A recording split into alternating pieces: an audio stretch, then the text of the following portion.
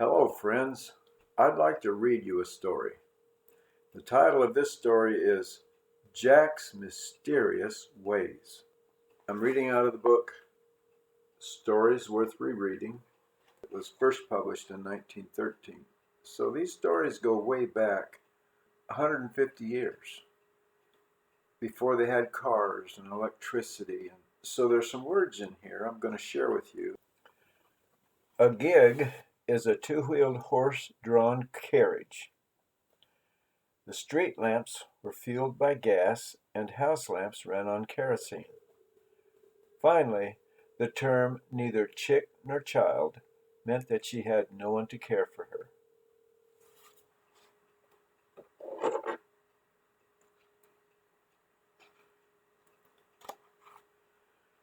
Jack's Mysterious Ways. Everybody liked Jack.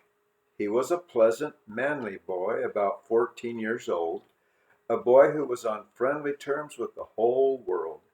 His father was a physician, and his family lived in a small country town. Of course, Jack went to school. In the afternoon, when school was over, he always ran up to his mother's room to tell her, in his bright, boyish way, how the day had passed, and to see if she had any errands for him to do, always glad to help in any way he could. After this little chat with his mother, he would dash off into the yard to play or to busy himself in some other way. But he was never far away, ready to be called any moment, and generally where he could be seen from some of the many windows of the big, old-fashioned house. This had always been his custom until the winter of which I am speaking. This winter Jack seemed to have fallen into mysterious ways. He came home, to be sure, at the usual time, but after the little visit with his mother, seemed to disappear entirely. For an hour and a half he positively could not be found. They could not see him, no matter which way they looked, and they could not even make him hear when they called. This all seemed very strange, but he had always been a trusty boy, and his mother thought little of it at first. Still, as Jack continued to disappear, day after day at the same hour, for weeks, she thought it best to speak to his father about it. "How long does he stay out?" asked the doctor. "Very often till the lamps are lighted," was the answer. "Have you asked him where he goes?"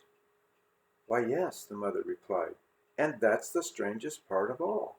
He seems so confused and doesn't answer directly, but tries to talk about something else.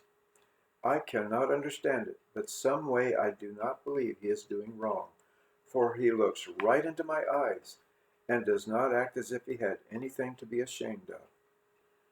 "It is quite strange," said the doctor. Then he sat quiet for a long time. At last he said, "Well, little mother, I think we will trust the lad a while longer, and say nothing more to him about it, though it is strange." Time passed on, and the mother looked anxious many an evening as she lighted the lamps, and her boy was not home yet. And when at last he did come in, flushed and tired, and said not a word as to how he had spent his afternoon, she wondered more than ever. This kept up all winter. Toward spring the doctor was slowly driving home one day, just at twilight, when as he passed a poor forlorn cottage, he heard a rap on the window. He stopped his horse at once, got out of his gig, and walked to the door. He knocked, but no one opened. Only a voice called, "Come in." He entered the shabby room and found a poor old woman lying on a miserable bed.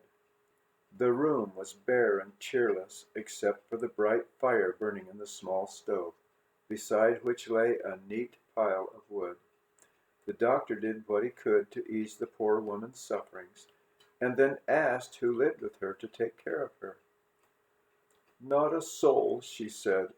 "I am all alone. I haven't a chick nor child in all the wide world." The doctor looked at the wood near the stove.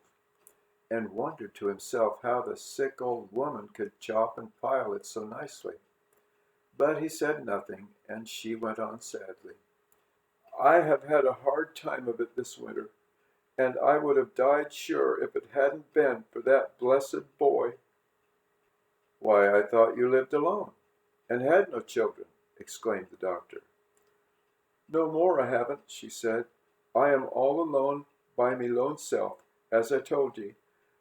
But the good Lord has been a-taking care of me, for a bit of a boy, bless his heart, has been a-comin' here every day this winter for to help me. He chopped the wood the minister sent me, and brought some in here every night, and piled it up like that," pointing to the sticks in the corner. "And the harder it stormed, the surer he seemed to come. He'd never so much as tell me where he lived, and I only know his name is—" "Jack?" asked the doctor, with unsteady voice. "Yes, sir, that's it. Do ye be knowing him, doctor?" "I think perhaps I do," was the husky answer. "Well, may the Lord bless him, and may he never be cold himself, the good lad." The doctor did not speak for a few moments. Then he left, promising to send someone to care for the sick woman that night. He drove home very fast, and a strange dimness came into his eyes every now and then as he thought it all over. He went to his wife's room and began, as usual, to tell her all that had happened during the day. When at last he came to his visit at the cottage, he watched his wife's face as he told her of the lonely, sick old woman, the warm fire, and the young chopper. When he had finished, tears were in her eyes, but she only said, "Dear Jack." Jack's mysterious ways were explained at last, and Jack's old woman, as they called her, never wanted from this time for any comfort as long as she lived. So, after all, Jack could not feel so very sorry that his kindness, done in secret, had at last found him out.